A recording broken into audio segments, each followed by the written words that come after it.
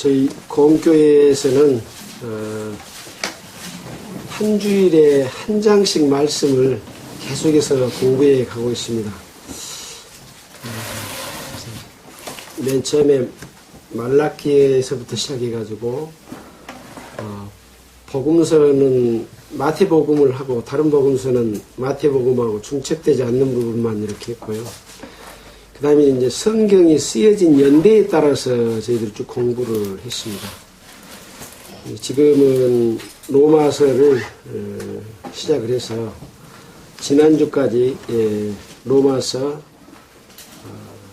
11장 전반부까지 했습니다. 그래서 오늘은 로마서 11장 25절부터 36절까지 읽고 이 가운데서 하나님께서 바울 사도를 통해서 로마에 전했던 이 서신서의 내용이 그때 당시 상황은 어떤 상황이었고 우리에게는 어떤 의미를 주는 것인가 이런 것에 대해서 함께 생각해 보도록 하겠습니다.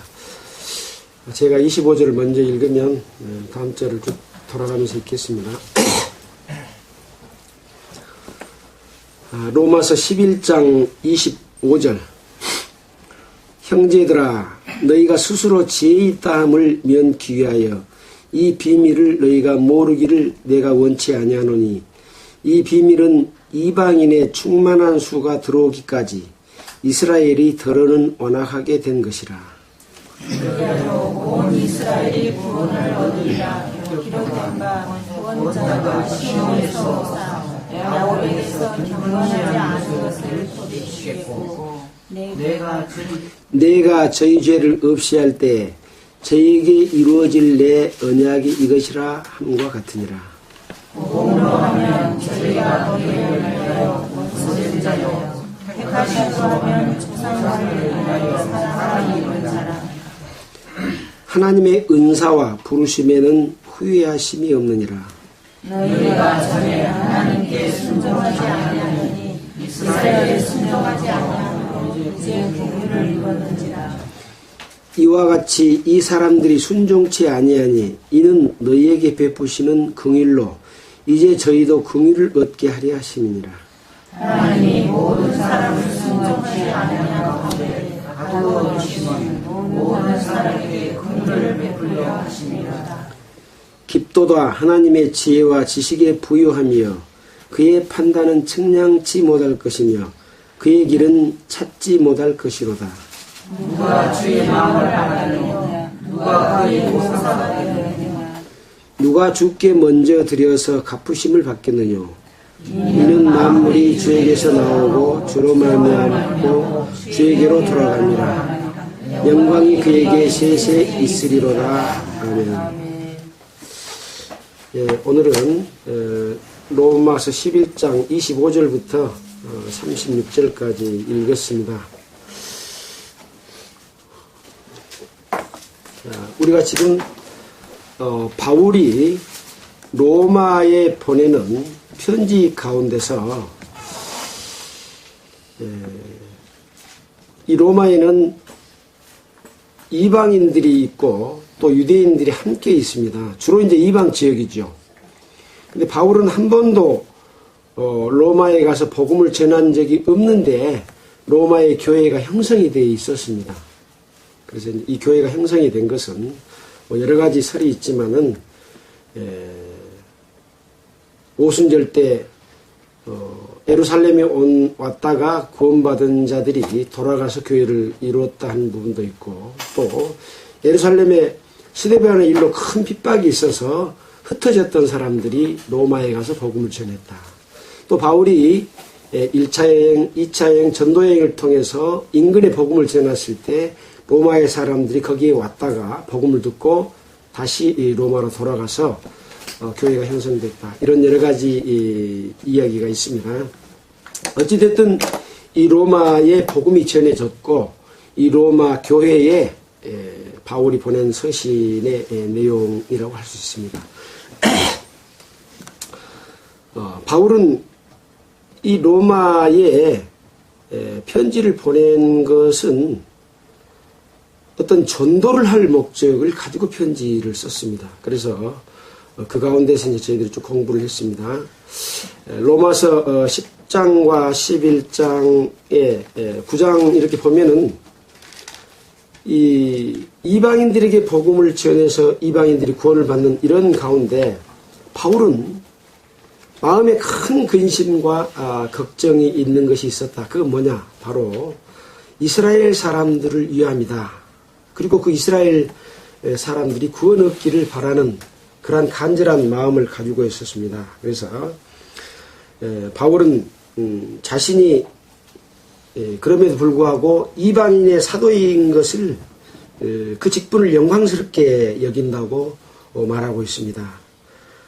그는 이스라엘이 하나님의 은혜를 깨닫지 못한 이유가 무엇인지 하는 것에 대해서 또 말씀을 하고 있습니다.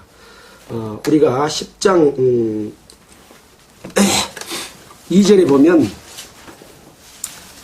내가 증거하노니 저희가 하나님께 열심히 있으나 지식을 좇은 것이 아니라 하나님의 의를 모르고 자기 의를 세우려고 힘써 하나님의 의를 복종치 아니하였느니라. 그래서 이스라엘 사람들은 하나님께 열심히 있다. 그런데 하나님의 지식을 좇지 않고 자기 의를 세우려고 힘써 하나님의 의를 복종치 않았다고 하는 것이죠. 이러한 내용들의 구체적인 것은 우리가 구약 성경을 통해서도 알 수 있고 예수님이 이 땅에 오셨을 때 왜 그들이 예수님을 받아들이지 않고 배척하고 예수님을 십자가에 못 박았는가 하는 가운데서도 그것을 알 수 있습니다. 그 뭐냐면 바로 말씀에 의지하지 아니하고 구전으로 내려오는 어떤 관습이나 또는 장로들의 유전이나 이런 것들로 말미암아서 참으로 예수님이 이 땅에 오셔서 이루실 일들이 애언됐는데도 불구하고 그 예수님을 알아보지 못했던 겁니다. 그것은 곧 자기 욕심에 이끌려서 자기의 어떤 지위와 또는 어떤 그 권한과 어떤 능력과 외형과 형식과 이런 종교의식에 꽉 매여 있었던 거죠. 실질적으로 하나님의 은혜를 바라보고 그 은혜 가운데 거하고 하나님의 능력에 의지하지 않은 것으로 말미암아서 그렇게 됐다 하는 것들을 우리는 이미 알고 있는 내용입니다. 그래서 믿음에 의지하지 아니하고 바로 행위에 의지함이다 라고 말씀을 하면서 믿는 방법을 제시해 주고 있습니다. 무엇을 믿어야 되느냐? 로마서 10장 9절에 보면 네가 만일 네 입으로 예수를 주로 시인하며 또 하나님께 그를 죽은 자 가운데서 살리신 것을 네 마음에 믿으면 구원을 얻으리니. 왜 이스라엘이 하나님의 은혜를 깨닫고 구원을 얻지 못하느냐 하고 말만 해준 것이 아니라 무엇을 믿으면 구원을 얻을 수 있다라고 하는 말씀도 해주시고 계시죠. 자, 그러면서 12절에 보면 헬라인이나 유대인이나 차별이 없다. 모든 믿는 자에게 구원을 주신다. 라고 말씀을 하고 있습니다. 그러니까 로마에 있는 구원받은 유대인들이 있는가 하면 또 이방인들이 있죠. 그래서 결국 유대인이나 이방인이나 차별이 없이 누구든지 예수 그리스도를 마음에 믿으면 구원을 얻는다 하는 방법을 이야기를 해주고 있습니다.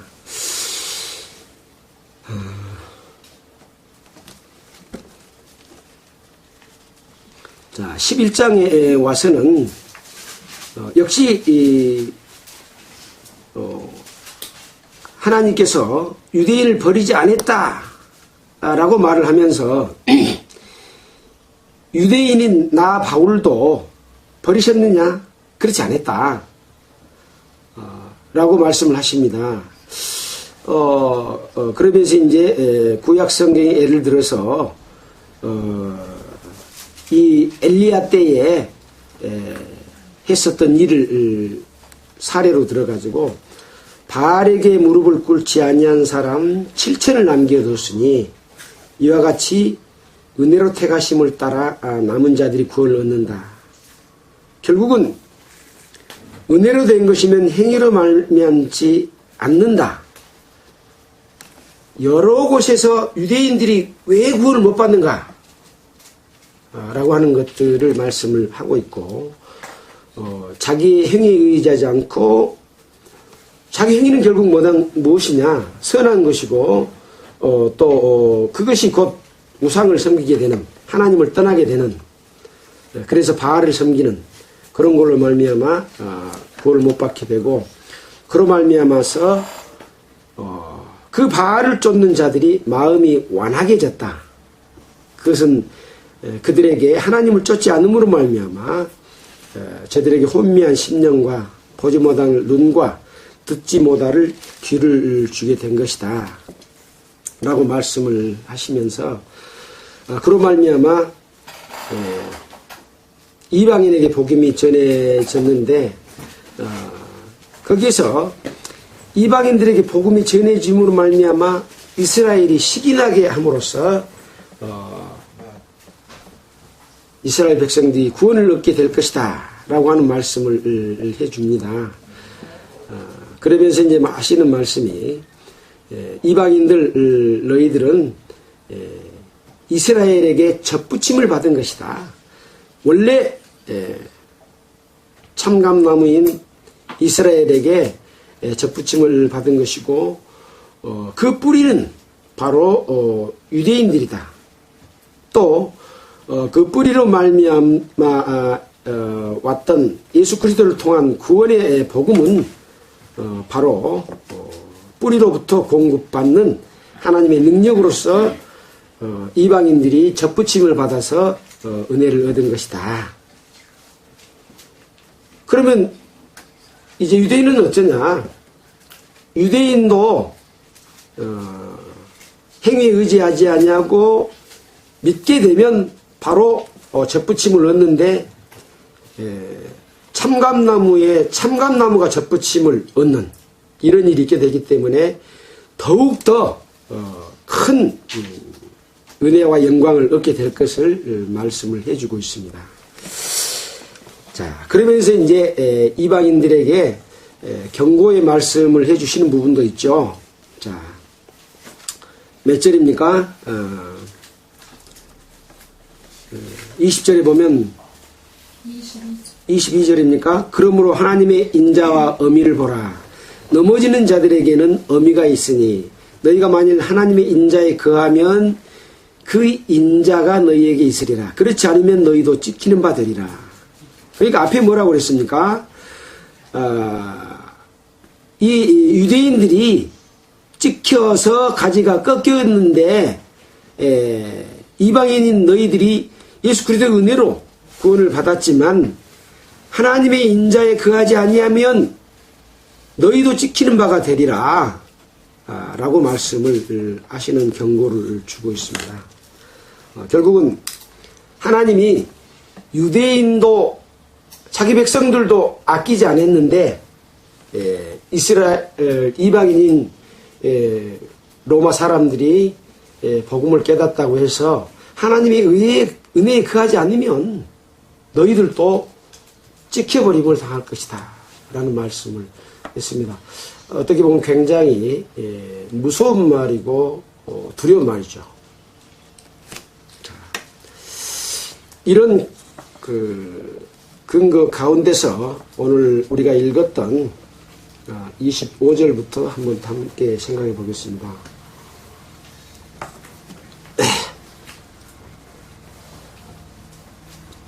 자, 25절입니다. 형제들아, 너희가 스스로 지혜 있다함을 면키 위하여 이 비밀을 너희가 모르기를 내가 원치 아니하노니 이 비밀은 이방인의 충만한 수가 들어오기까지 이스라엘이 더러는 완악하게 된 것이라. 그리하여 온 이스라엘이 구원을 얻으리라. 자, 우리가 그동안에 배웠던 말씀이죠. 이제 이스라엘 백성들이 예수 그리스도를 십자가에 못 박아 죽임으로 말미암아 구원이 이방인에게 미쳤고 이방인의 충만한 수가 들어오기까지 이스라엘 백성들은 구원을 얻지 못한다. 우리가 이렇게 배웠습니다. 근데 가만히 읽어보니까 이스라엘 백성들이 구원을 얻지 못했습니까? 예수님이 십자가에 못 박혀 죽인 이후에 이스라엘 백성들이 구원을 얻지 못했나요? 그렇지 않죠. 이스라엘 백성들이 먼저 구원을 얻었습니다. 그리고 이스라엘 백성들이 복음을 전했습니다. 그것이 곧 베드로도 그렇고 또 스데반도 그렇고 또 바울도 이스라엘 백성이지 않습니까? 그래서 뭔가 우리가 알고 있었던 내용이 좀 착오가 있었다. 여기 한번 자세히 한번 보겠습니다. 형제들아, 여기는 지금 로마에 있는 형제들에게 이야기를 하고 있습니다. 이 형제들아는 로마에 있는 이방인도 이야기하는 것이고 로마에 있는 유대인, 구원받은 유대인도 여기에 속한다고 볼 수가 있습니다. 스스로 지혜의 땀을 면기 위하여, 스스로 지혜로운 것으로 여기지 않기 위하여, 이 히브리 원어 성경에는 그렇게 되어 있습니다. 이 비밀을 너희가 모르기를 내가 원치 아니하노니, 이 비밀은 이방인의 충만한 수가 들어오기까지 이스라엘의 덜어는 완악하게 된 것이라. 이스라엘이 어쩐다고요? 어떻게 완악하게 된다고요? 덜어입니다. 덜어. 이스라엘 모두가 완악하게 된 것이 아닙니다. 이스라엘 백성 중에 덜어는 완악하게 된다. 그래서 이스라엘 백성들에게도 그동안 복음이 전해져 왔다고 우리는 생각할 수가 있습니다. 지금도 이스라엘에 복음이 전해져 있고 지금도 구원받은 사람 있지 않습니까? 근데 우리 이방인에게도 복음이 전해져 있고 이방인도 구원받은 사람이 있죠. 그래서 통상 이스라엘의 배척으로 인해서 이방인에게 구원의 복음이 활발하게 역사한 것은 사실이지만 그렇다고 이스라엘인에게 복음의 전파가 끝난 것은 아니었구나 하는 것을 성경을 자세히 읽어봄으로 말미암아서 깨달을 수가 있었다. 그런 말씀을 드립니다. 자, 이제 밑에 보면 그리하여 온 이스라엘이 구원을 얻으리라 라고 말씀을 하셨죠. 여기서 온 이스라엘이 구원을 얻으리라 라고 하는 것은 이방인의 충만한 수가 찬 이후에는 이방인이 구원받을까요? 못 받습니다. 이방인도 어떤 충만한 수가 있는 반면에 유대인도 어떤 숫자가 있습니다. 그래서 온 이스라엘이 구원을 얻으리라고 하는 말씀은 계시록에 나와 있는 이스라엘의 14만 4천이 구원받을 그런 것을 얘기하고 있죠. 물론 14만 4천 이전에 이스라엘은 구원받은 사람이 없습니까? 있습니다. 그래서 이것은 마지막 때를 향한 어떤 예언적인 의미가 있구나 라는 것들을 한번 생각해 봤습니다. 아까 제가 말씀드린 내용 가운데서 이스라엘도 구원을 얻었다 하는 그런 말씀 가운데 11장의 1절에 나와 있는 그러므로 내가 말하노니 하나님이 자기 백성을 버리셨느뇨? 그럴 수 없느니라. 나도 이스라엘인이요 아브라함의 씨에서 난 자요 베냐민 지파라. 나도 이스라엘 사람인데 하나님이 버리시지 않았다. 그럴 수 없다. 그러면 왜 이스라엘 백성들이 구원을 못 받느냐? 바알신을 섬겼기 때문에 못 받았다. 우상을 섬겼다. 하나님을 의지하지 않고 하나님을 떠났기 때문에 못 받았다. 라는 것을 설명해 주는 것이죠. 믿음에 의지하지 아니하고 행위에 의지한 까닭이다. 그걸 말해 주는 거죠. 그 말은 무슨 말입니까? 지금 로마에 있는 이스라엘 백성에게 하나님의 복음을 지금 전해주고 있는 메시지입니다.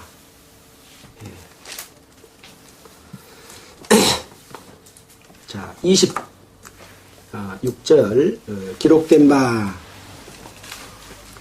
그래서 아까 그 2절에 이스라엘이 더러는 완악하게 된 것이라 라고 하는 말씀은 말씀지기 성경에 보면 일부가 눈 머는 일이 있다 이렇게 번역이 되어 있습니다. 일부가 눈이 멀었다. 더러는 완악하게 됐다. 그 말은 이스라엘이 다 눈이 멀어버린 것이 아니라 행위에 의존하고 어떤 체면과 외형과 형식과 권위와 이런 것 속에 있는 사람들이 눈이 어두워져 버려서 더 완악하게 돼가지고 예수님을 죽이고 또 예수 그리스도의 복음을 전하는 자들을 죽이는 일들이 사도행전 가운데 수많은 일들이 있었지 않습니까? 바로 그런 것을 이야기한 것이다. 26절 밑에 기록된 바 구원자가 시온에서 오사 야곱에게서 경건치 않은 것을 돌이키시겠고 내가 저희 죄를 없이 할 때에 저희에게 이루어질 내 언약이 이것이라 함과 같으니라. 그래서 이 구원자가 시온에서 오사 야곱에게서 경건치 않은 것을 돌이킨다. 야곱이라고 하면 이스라엘 백성들을 이야기하죠. 야곱은 이스라엘이지 않습니까?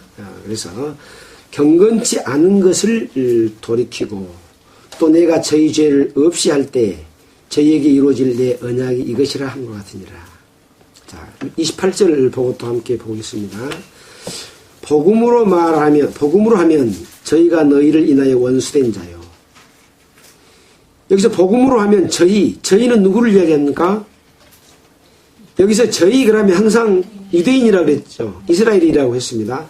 너희 그러면 로마 사람들, 이방인을 향해서 말합니다. 그래서 복음으로 하면 이스라엘이 이방을 인하여 원수된 자다. 택하심으로 하면 조상들을 인하여 사랑을 입은 자다. 그래서 이스라엘 백성들은 하나님의 많은 사랑과 은총과 기사와 능력을 입어서 인도하심을 받고 살았습니다. 애굽에서 출애굽하고 인도할 때도 많은 기사와 능력을 통해서 하나님의 능력을 실제로 경험했던 그런 사람들이죠. 그래서 택하심으로 하면 조상을 인하여 사랑을 입은 자다. 저희들은 이스라엘은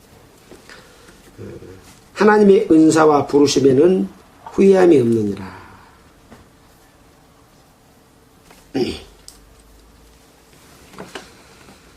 30절에 너희가 전에 하나님께 순종치 아니하더니 이스라엘에 순종치 아니함으로 이제 긍휼을 입었는지라. 이와 같이 이 사람들이 순종치 아니하니 이는 너희에게 베푸시는 긍휼로 이제 저희도 긍휼을 얻게 하려 하십니다. 그러니까 이스라엘과 이방인 너희와 계속 섞어서 말씀을 하십니다. 구원자가 시온에서 왔다. 야곱의 경건치 않은 이스라엘 백성들의 경건치 않은 것을 돌이키시겠다. 저희 죄를 없이 할 때에 저희에게 이루어질 저희는 항상 이스라엘입니다. 이스라엘에게 이루어질 언약이 이것이다 라고 말씀을 하면서 또 이방인들을 향해서 이스라엘이 이렇게 예수 그리스도를 배척함으로 말미암아 너희가 전에는 순종치 아니하더니 이스라엘의 순종치 아니함으로 긍휼을 입었다. 이렇게 긍휼을 입은 것처럼 그러면 이스라엘은 버렸느냐? 버리지 않았다. 이스라엘도 이와 같이 이제 저희도 긍휼을 얻게 하려 합니다. 이게 한마디로 말하면 로마에 있는 유대인이나 이방인이나 똑같이 은혜를 베풀고 있다 라고 하는 것들을 설명해 주고 있습니다. 그래서 로마서 9장 4절에 보면은 이스라엘 백성들을 향해서는 한번 볼까요? 9장 4절에 앞장이니까 한번 봐도 되겠습니다. 9장 4절에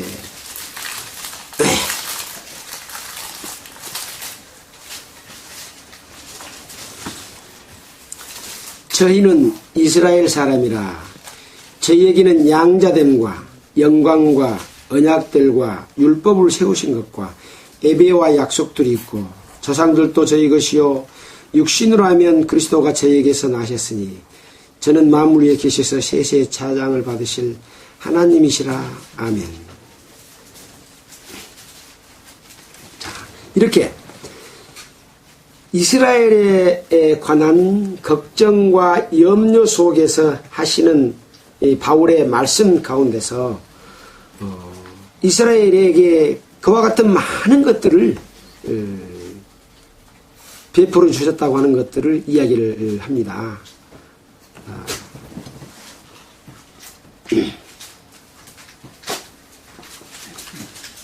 그래서 왜 그들이 이렇게 하나님을 멀리하게 그렇게 됐느냐 하는 그런 부분에 대해서도 여러 가지 관주를 통해서 보여주고 있습니다.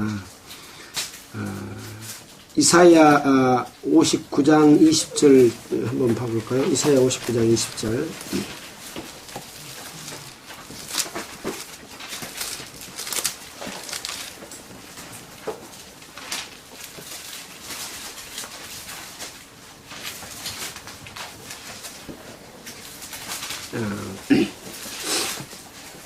자, 여기 내용은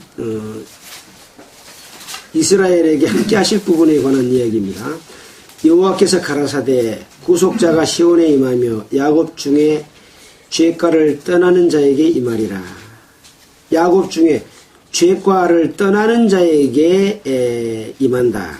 여호와께서도 가라사대 내가 그들과 세운 나의 언약이 이러하니 곧 네 위에 있는 나의 신과 내 입에 둔 나의 말이 이제부터 영원토록 내 입에서와 내 후손의 입에서와 내 후손의 입에서 떠나지 아니하리라 하시니라. 여호와의 말씀이니라. 그래서 이스라엘이 죄가를 떠날 때에 이스라엘과 세운 언약이 이루어진다. 그래서 이스라엘 백성들이 입에서 그 후손에게서 영원히 떠나지 않을 것이다. 그런 말씀을 해주고 계십니다. 또 로마서 8장 28절에 보면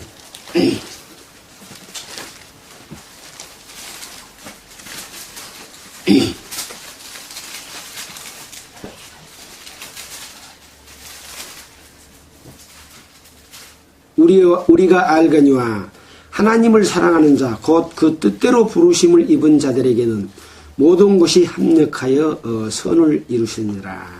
그래서 하나님의 뜻에 합한 그 뜻대로 부르심을 입은 자들에게는 선이 이루어진다 라고 말씀을 하고 계시죠.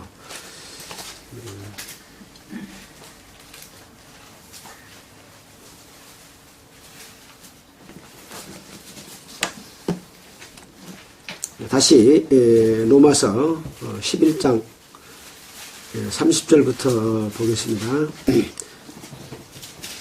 29절에 보면 그래서 하나님의 은사와 부르심에는 후회하심이 없느니라. 이방인을 향한 하나님의 뜻이나 유대인을 향한 하나님의 뜻이나 그 불러서 은혜를 주시고 그 은혜를 입게 하는 것에 대해서는 후회하심이 없다. 너희가 전에 하나님께 순종치 아니하더니 이스라엘에게 순종치 아니하면 이제 긍휼하심을 입었다. 이건 이방인들이 하는 이야기고요. 그래서 이와 같이 이스라엘도 사람들이 순종치 아니하니 이는 너희에게 베푸시는 긍휼로 이제 저희도 긍휼을 얻게 하려 하심이라. 32절 하나님이 모든 사람을 순종치 아니한 가운데 가두어 두심은 모든 사람에게 긍휼을 베풀려 하심이로다. 여기 하나님이 모든 사람을 순종치 아니한 데 가두어 두었다 라고 하는 것은 누구누구를 이야기하겠습니까? 이방인이나 유대인. 그렇습니다. 앞에서 설명을 했죠. 너희가 전에는 하나님께 순종치 아니하더니 그 말은 이방인들에게 하는 말이고 저희라고 하는 말에 대해서는 유대인들에게 하는 말이죠. 그래서 이스라엘에 대하여 순종치 아니함으로 이제 긍휼을 입었다 하고 말하면서 이제 저희도 긍휼을 얻게 하려 하십니다. 그래서 이방인이나 유대인이나 순종치 아니하는데 가둬두신 것은 모든 사람에게 긍휼을 베풀려 하십니다. 만약에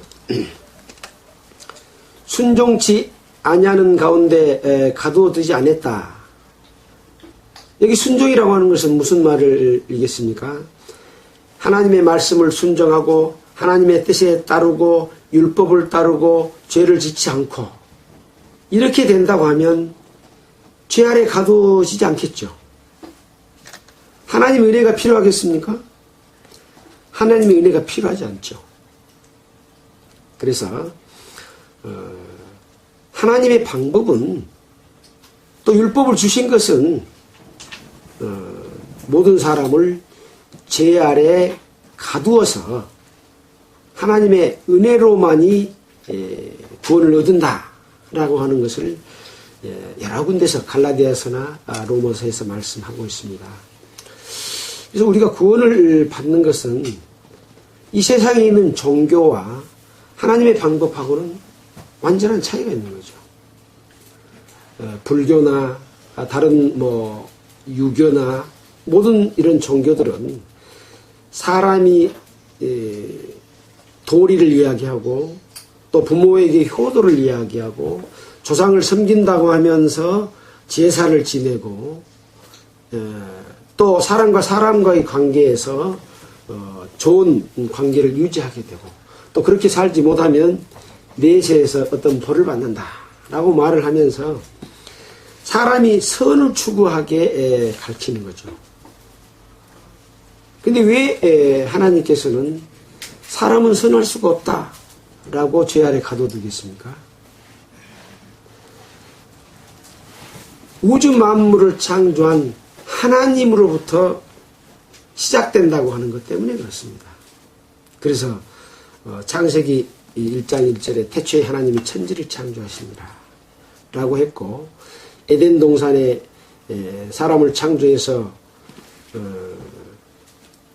모든 생물을 다스리고 먹을 수 있도록 했지만 이 마귀가 사람을 유혹할 것을 알았기 때문에 마귀를 따를 것이냐 하나님을 따를 것이냐 하는 걸로 인해서 선악과를 먹지 말라고 했던, 그것은 뭐냐? 천사가 하나님의 질서를 무너뜨리고 자기의 위치를 떠나서 하나님과 비기리라 라고 했던 것이 죄의 시작이라고 했지 않습니까? 그 죄의 시작이라는 것은 곧 여기서 말한 모든 사람은 이 사탄에게 갇혀 있다라고 하는 것을 말씀하는 겁니다. 그래서 거기서 벗어나는 것은 무엇이냐? 하나님께로 향하는 거죠. 그래서 우주 만물을 창조하신 하나님과 인간과의 관계를 정상화시키는 그것이 곧 하나님의 구원의 방법이다. 그래서 인간의 선이나 의로서는 하나님께 도달하지 못한다. 하나님을 아는 것이 선이다. 하나님을 아는 것이 의다. 하나님을 아는 것이 구원이라는 거죠. 다른 것이 구원이 아니에요. 사람이 선을 행한 듯 하나님께 무엇을 드리겠으며, 사람이 악을 행한 듯 하나님에게 어떤 피해를 끼치겠느냐? 그것은 인생들이나 이롭게 하고 인생들이나 해를 끼칠 따름이지, 하나님이 나하고는 누구 인생들이 어떤 것도 나를 이롭게 하지도 못하고 해롭게 하지도 못한다. 그렇죠? 그래서 하나님의 선은 무엇이냐?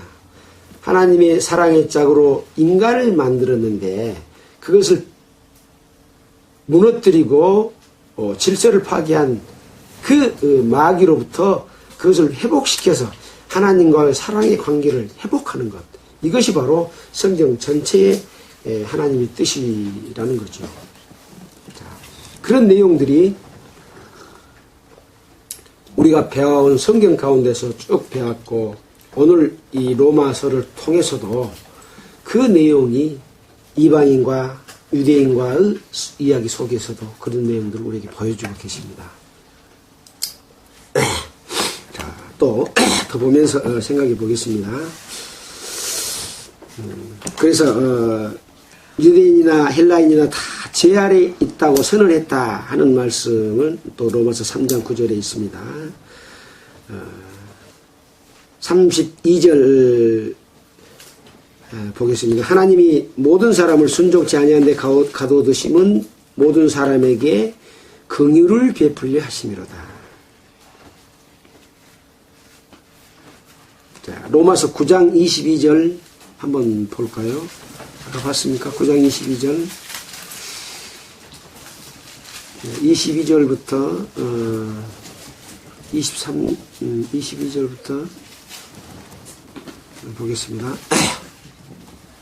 만일 하나님이 그 진노를 보이시고 능력을 알게 하고자 하사 멸하기로 준비된 진노의 그릇을 오래 참으심으로 관용하시고 또 영광 받기로 예비하신 바 긍휼의 그릇에 대하여 그 영광의 부유함을 알게 하고자 하셨을지라도 무슨 말을 하리요. 이 그릇은 우리니 곧 유대인 중에서뿐 아니라 이방인 중에서도 부르시는 자시니라. 이렇게 이제 모든 사람에게 긍휼을 베풀려 하심이다 라는 말씀을 하셨죠. 자, 33절입니다. 깊도다 하나님의 지혜와 지식에 부유하며 그의 판단은 측량치 못할 것이며 그의 길은 찾지 못할 것이로다. 여러분은 그것이 느껴지십니까? 깊도다 하나님의 지혜와 지식에 부유하며 그의 판단은 측량치 못할 것이며 그의 길은 찾지 못할 것이로다. 그래서 우리는 이 말씀 가운데서 또는 우주 만물 가운데서 하나님의 그 깊은 뜻과 하나님의 지혜와 지식의 부유함 이런 것들을 마음의 느낌으로 말미암아 이 은혜도 우리에게 입혀지는 그런 것들을 우리는 알 수가 있습니다.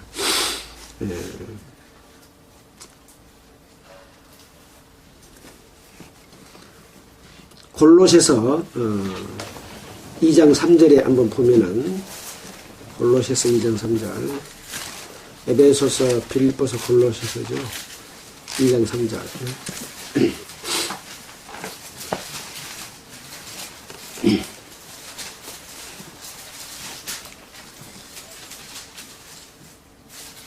2절부터 보면 이는 저희로 마음의 위안을 받고 사랑 안에서 연합하여 원만한 이해의 부요에 이르러 하나님의 비밀인 그리스도를 깨닫게 하려 함이라. 그 안에는 지혜와 지식의 모든 보화가 감춰져 있느니라. 그래서 이 지식과 지혜의 보화가 감춰져 있다. 우리가 전도 집회를 할 때 보물찾기란 말씀을 하셨죠. 그래서 이 세상의 어떤 것보다도 하나님의 은혜를 깨닫는 것, 구원을 받는 것은 바로 이 세상 모든 것, 나의 가장 소중한 것, 나의 모든 재산을 다 팔아서라도 그 밭을 사기를 원하는 마음, 또 귀한 진주를 사기를 원하는 마음, 그 보화를 사기를 원하는 마음이 있을 때만이 그것을 얻을 수 있다. 그런 말씀을 드렸습니다. 그러려면 그 하나님의 능력과 그런 신비함 이런 것들을 알아야 되겠죠. 그런 생각이 전혀 없는데 은혜를 깨달을 수 있겠는가? 그러죠. 그래서 우리가 하나님을 안다는 것은 얼마나 중요한 것인가 라는 것들을 한번 생각해 봐야 되겠습니다. 우리가 욥기서를 한번 찾아보겠습니다. 욥기서 28장을 한번 보겠습니다. 구약성경입니다. 구약성경 욥기서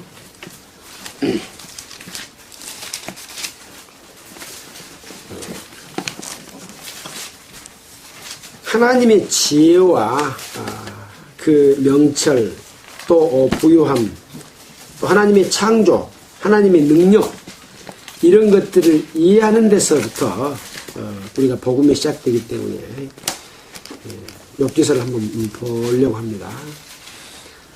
이 욥은 하나님을 섬기는 사람으로서 욥을 통해서 하나님의 그 지혜와 능력의 여러 가지 것들을 말씀해 주고 있습니다. 28장 1절 은은 나는 광이 있고 연단하는 금은 나는 곳이 있으며 철은 흙에서 취하고 동은 돌에서 녹이 얻느니라.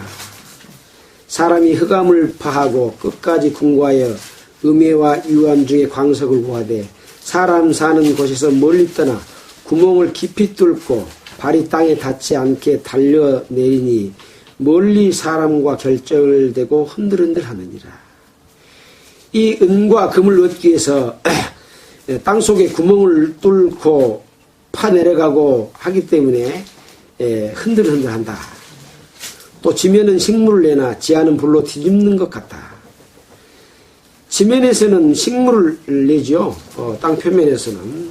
근데 땅 속에서는 불로 뒤집는 것 같다. 라는 말씀을 하십니다. 자, 이 욥기는 지금으로부터 3,500년 전의 기록인데 땅 속에 불이 있다고 하는 것을 그때 이 욥의 시대 때 알 수 있었을까요? 감히 상상도 할 수 없는 그런 내용들을 욥은 말하고 있죠. 자, 욥기 26장 7절을 한번 보겠습니다. 지금 아까 우리가 로마서에 깊도다 하나님의 지혜와 지식에 부유하며 라는 말씀을 우리 함께 지금 생각해 보고 있는 것입니다. 7절입니다. 그는 북편 하늘을 허공에 펴시며 땅을 공간에 다시며 물을 빽빽한 구름에 싸시나 그 밑이 구름이 찢어지지 아니하느니라. 방금 말씀드린 대로 욥기는 지금으로부터 3,500년 전의 기록인데 욥이 말하기를 그는 북편 하늘을 허공에 폈다. 땅을 공간에 달았다.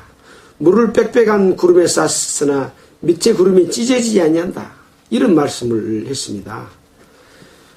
이제 과학이 발달한 불과 몇 년 전, 몇십 년 전에 북쪽 하늘이 별이 없는 허공이라고 하는 것을 발견했지 않습니까? 또 땅을 공간에 단 것은 언제 발견됐을까요? 그러죠. 인공위성을 발사하고 비로소 천체에 올라갔을 때 땅이 공중에 떠 있다는 걸 알게 됐죠. 갈릴레오 갈릴레이가 지동설을 주장할 때가 언제입니까? AD 천몇백 년 전 그 무렵 아니겠습니까? 그때 종교재판에서 죽음을 피하기 위해서 거짓말을 했지만은 나와서 그래도 지구는 돈다라는 말을 해가지고 유명해졌지 않습니까? 근데 욥은 3,500년 전에 하나님의 그 말씀을 힘입어서 부편하늘 허공에 폈다. 땅을 공간에 달았다. 또 물을 빽빽한 구름에 쌌으나 찢어지지 않으므로 물이 그대로 있다. 지금 지구 밤이 되면 저 태양으로부터 이 밑에 있는 바다 물은 땅으로 떨어질 수밖에 없는 그런 공간에 달려 있지 않습니까? 근데 물이 안 떨어지잖아요. 만유 인력 때문에 탁 붙들고 있는 거죠. 이런 것들을 어떻게 과학이 발달되기 전에 알았겠습니까? 또 이 지구는 태양 주위를 공전을 합니다. 태양과 지구와의 거리는 1억 5천만 킬로미터죠. 또 공전하는 것도 이제 한번 공전하면 봄, 여름, 가을, 겨울이 되지 않습니까? 근데 그 공전의 속도가 시속 10만 공 8,000km로 공전하고 있습니다. 우리 차가 보통 빨리 달리면 시속 몇 킬로 달립니까? 고속도로 지정속도가 100km, 110km잖아요. 근데 이 지구는 공전하는 속도가 시속 10만 8,000km입니다. 누가 이렇게 달리게 하고 있을까요? 저절로 어떻게 제궤도를 돌면서 이렇게 달려가고 있을까요? 또 자전하면서 돌아가는데 자전 속도는 얼마냐? 시속 1670km예요.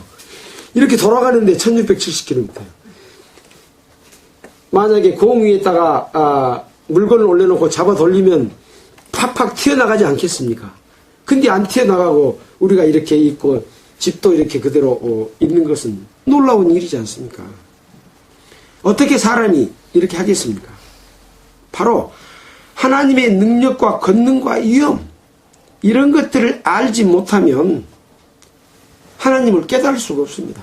은혜를 받을 수가 없습니다. 또 1년은 365일 5시간 48분 46초 정확하게 이렇게 촛까지 맞춰서 돌아갑니다. 또 하루는 23시간 56분 04초. 네. 이걸 누가 정했습니까? 1957년도에 지구 밖에서 땅이 공간에 있다는 것을 처음으로 발견했다고 여기 제가 과학서적을 보고 기록해놨네요. 이런 하나님을 알지 못하면 구원을 받겠어요? 이런 하나님을 알지 못하니까 무엇을 섬깁니까? 고목나무 앞에 가가지고 절하고 기도하고 또 그 샘물, 우리 상림에 가면 샘 있는데 그거 가서 보면 촛불을 켜다 놔둔 촛대도 있고 이런 접시도 있어. 물 떠다 놓고 비는 거. 상림 사람들이 거기 와서 많이 빌었던가 봐요. 예. 그 우물에 가서 빌면 아들도 주고 딸도 주고 자식 출세도 하고 뭐 그렇게 해줄까요? 우주 만물을 창조하신 하나님이 주는 건데 그런 엉뚱한 데 가서 큰 정자나무에 금줄 쳐놓고 보름이면 가서 꽹가리 치고 기도하고 떡 차려놓고 하잖아요. 또 큰 바위 앞에서 하고. 그래서 이 인류가 시작된 곳에는 항상 종교가 있었고 우상이 있었고 미신을 섬기는 것이 끊이지 않았습니다. 우리나라에도 수천 가지 신을 섬기죠. 일본은 수만 가지 신을 섬깁니다. 인도는 무려 몇만 가지 신을 섬기죠. 바로 그런 것 때문에 그것은 다 어디로 오는 것이냐? 하나님을 조물주를 우주 만물을 창조하신 사랑의 짝으로 만든 만들어 놓고 그 영을 심어줬는데 그 영이 하나님을 향하지 못했기 때문에 엉뚱한 데로 가 있는 그 영을 돌이키기 위해서 이 복음의 말씀을 전하고 있는 것이죠.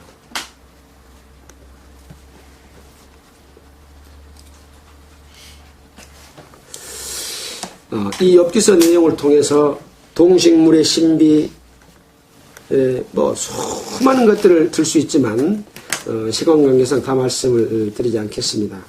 나중에 하나님이 살아계시고 역사하고 성경이 사실이다 이렇게 개인 상담이나 전도할 수 있는 기회가 있다면 그런 내용들을 더 깊게 살펴보도록 하겠습니다. 33절로부터 36절의 내용을 다시 한번 읽어보면서 방금 우리가 욥기서를 읽어봤기 때문에 그거 한번 생각해 보면서 읽겠습니다.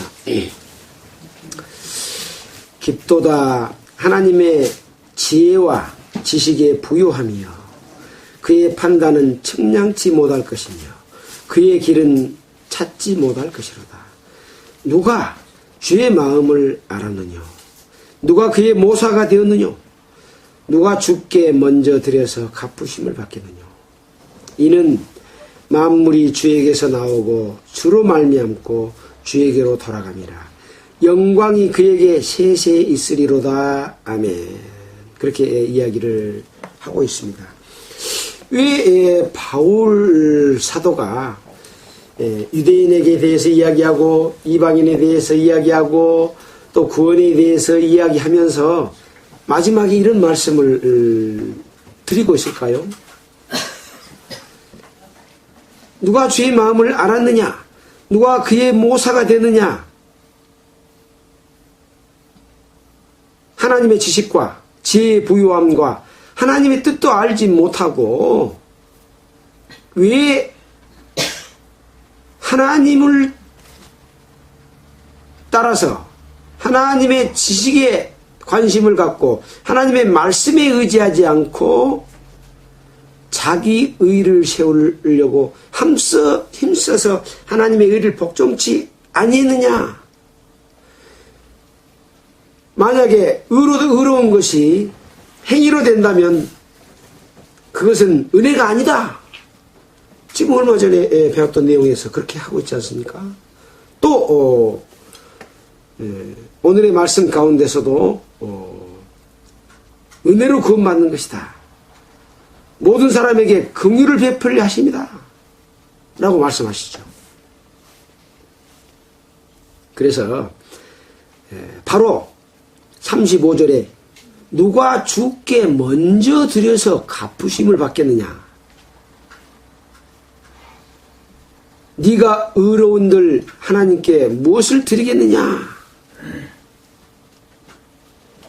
그게 어디가 있습니까? 욥기 36장 22절입니까? 욥기 36장 22절.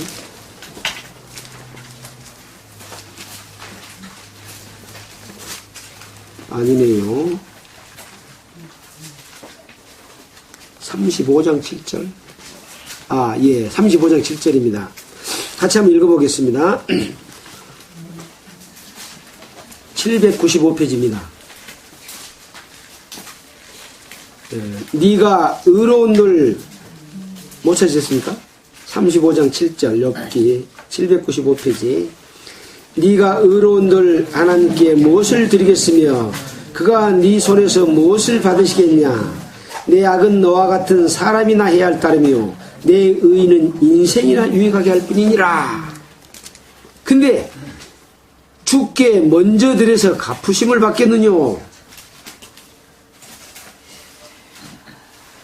자, 욥기 41장 11절 뒤에 한 번 더 찾아봅시다. 41장 11절은 또 뭐라고 했습니까?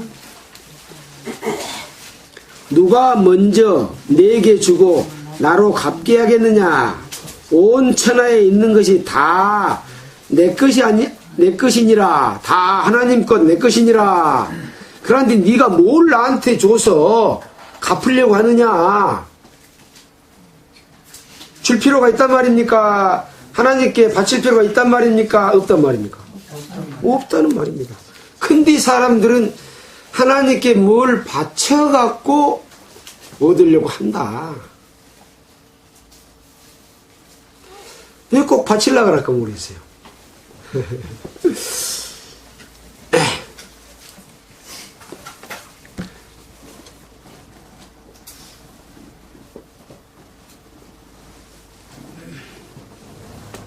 36절 다 같이 읽겠습니다. 이는 만물이 로마서로 돌아왔는데 제가 말 안 했네요. 로마서 11장 36절 같이 읽겠습니다. 이는 만물이 주에게서 나오고 주로 말미암고 주에게로 돌아가니라. 영광이 그에게 세세에 있으리로다. 아멘. 자, 오늘은 로마서 11장 25절부터 36절까지를 통해서 왜 바울 사도가 로마의 편지를 보내면서 자기 백성들을 걱정을 했습니다. 어느 정도 걱정했습니까? 심지어 내가 그리스도에게서 끊어지고 은혜에서 떨어질지라도 내가 원하는 바다. 바로 이스라엘 백성들이 구원받기를 원하는 것이다. 라고 이야기를 했죠. 내 자신이 저주를 받아 그리스도에게서 끊어질지라도 원하는 바다. 라고 말씀을 했습니다. 왜 이스라엘 백성들이 구원을 받지 못했는가 하는 것에 대해서 쭉 설명을 하고, 또 이방인들에게 은혜가 넘어갔다는 것을 설명하면서 이스라엘에게도 버리지도 않고 이방인도 버리지 않았다. 이스라엘이나 헬라인이나 차별이 없다 라고 말씀을 하면서 바로 믿음에 의지하지 않고 행위에 의지하기 때문에 구원을 받지 못한 것이다. 왜 우주 만물을 창조한 하나님의 그 깊고 지식에 부유하고 또 모든 만물이 다 하나님께부터 나오는데 꼭 주님께 뭘 드려서 바쳐서 의롭게 되려 하느냐? 나는 받지 않는다. 상한 심령, 죄인된 상태로 나한테 와라. 그러면 내가 너희들을 구원해 주겠다라고 하는 것을 다시 한번 강조해서 말씀을 해주고 있습니다. 결국 로마서는 구원받은 성도들에게는 위로를 주는 반면에 또 구원받은 이방인들에게는 경고의 말씀으로서 구원받았다고 주의 은혜를 그하지 않고 행위에 의지하게 되면 너희도 찍히는 바가 된다 라고까지 말씀하시면서 예수 그리스도의 의를 통해서만 구원받는다라고 하는 복음을 전하는 메시지다. 저는 이렇게 로마서를 읽으면 읽을수록 더욱 분명해지는 것을 느낄 수가 있습니다. 그래서 로마서에는 구원받을 만한 말씀들이 많이 있습니다. 로마서뿐만 아니죠. 그래서 우리가 그동안에 일주일 동안에 어떤 틀에 박힌 딱 전도 집회를 통해서 복음을 전하는 걸로 생각했는데 성경을 읽다 보니까 성경의 한 권 속에 한 장 속에 항상 준비된 사람에게는 복음을 깨달을 수 있도록 주셨구나. 그래서 말씀을 듣다가도 읽다가도 마음만 올바르게 하나님을 향해 있으면 언제든지 구원을 받을 수 있다 라고 하는 것들을 깊게 깨달았습니다. 참으로 하나님의 권능과 위엄과 창조주 하나님에 관한 그 능력을 마음속에서 먼저 알고 올바른 마음으로 주님의 의를 구하고 자기 행위나 노력에 의지하지 아니하고 주님께 의지하면 구원을 받을 수가 있기 때문에 한 사람도 이루어지지 않고 다 구원받기를 바라고, 또 우리 주변에 아직도 많은 분들이 세상 가운데서 하나님을 알지 못하고 살고 있습니다. 그들에게도 우리가 복음을 전할 수 있도록 그런 노력들을 해야 되지 않을까 생각됩니다. 우리가 한 사람은 힘이 없습니다. 삼겹줄은 쉽게 끊어지지 않는다는 말씀처럼 또 두세 사람이 계신 곳에 주님의 뜻대로 함께하는 곳에 주님이 함께 하신다고 하는 말씀이 있듯이 우리가 그리스도 안에서 성도들이 한 마음과 한 뜻이 되고 서로 사랑하고 할 때 주님께서 우리를 통해서 새 생명을 낳게 하는 그런 역사가 이루어질 거로 생각이 됩니다. 기도하고 마친 다음에 또 말씀 가운데서 궁금한 점이나 또 이 말씀 내용에서 나는 이렇게 생각한다 그런 내용이 있으면 교제할 수 있었으면 좋겠습니다. 기도하겠습니다.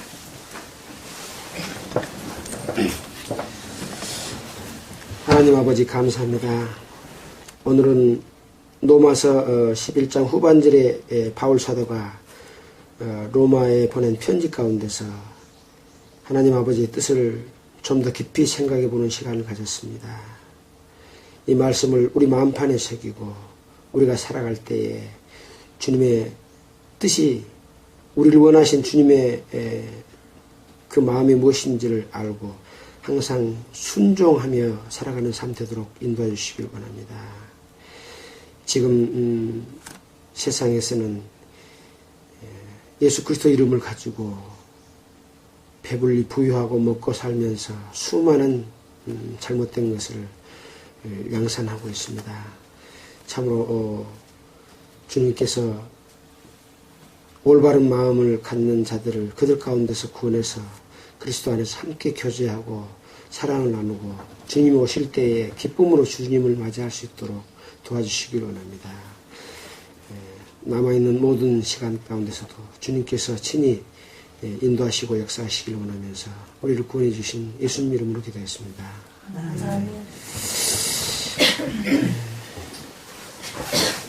찬송을 이제 합시다.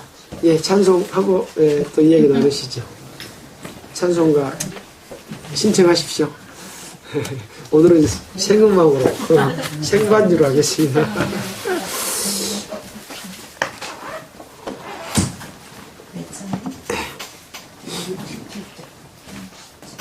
몇 장이요? 167. 예, 167장이요. 167장.